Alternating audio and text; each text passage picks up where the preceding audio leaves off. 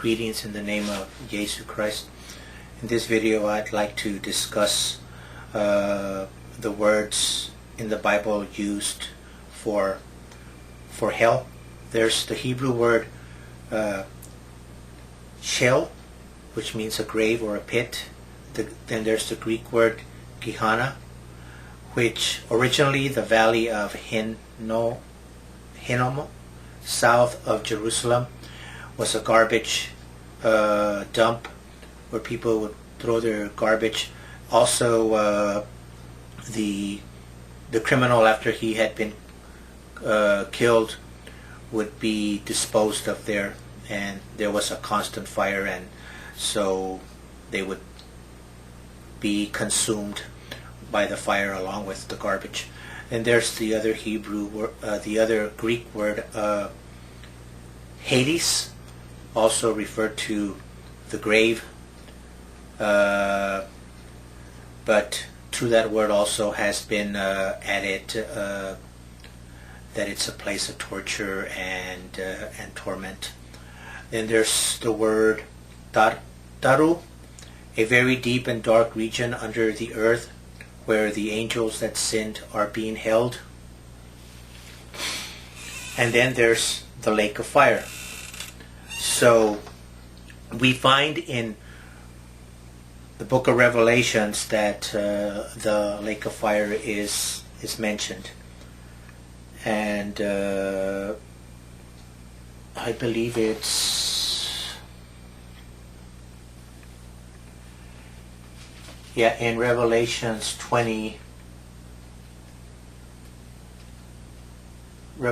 20:10, and the devil who had deceived the nations was thrown into the lake of fire, where the false prophet and the beast were already. And so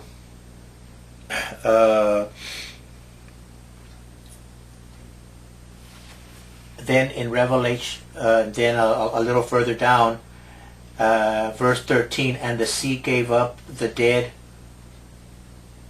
which were in it, and death and Hades gave up the dead which were in them, and they were judged, everyone according to their deeds, and death and Hades were thrown into the lake of fire. So we have death and Hades being thrown into the lake of fire. Okay, so the lake of fire is the place that will eliminate the wicket. If the wicked and the ungodly are already being punished and tortured in Sheol, in Hades, or in Tartaroo, then why is Hades itself being thrown into the lake of fire,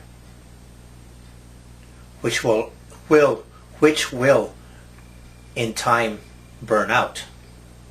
It's not an everlasting fire, and I'm getting to that. Would God leave a section of the former earth for the lake of fire to continue? Then why does it say in Revelations 21:5,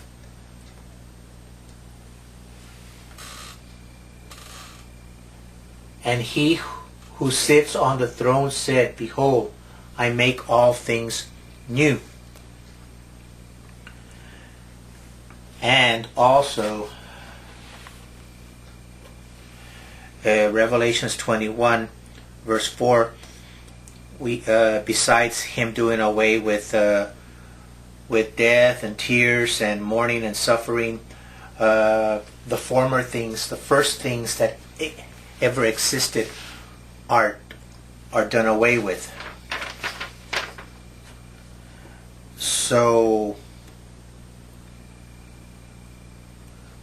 we have in Revelations 21, it speaks about the new heaven and the new earth. So if God makes a new earth, and we just heard that he makes all things new, that the former things, the things that had existed prior to the new earth, are done away with, and that will include the lake of fire. The lake of fire was a temporary place that God used to throw the wicked and ungodly people into.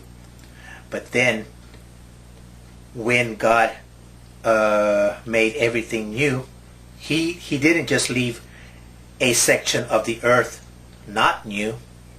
It says He made all things new.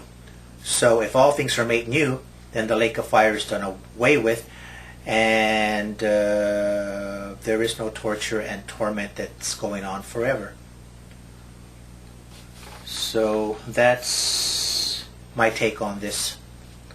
So we have the Hebrew word Sheol, and we have the Greek word Gehenna, and we have Hades, and we have Tartaroo.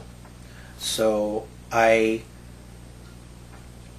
would like for you all to search and ask yourself, why, if all things are made new,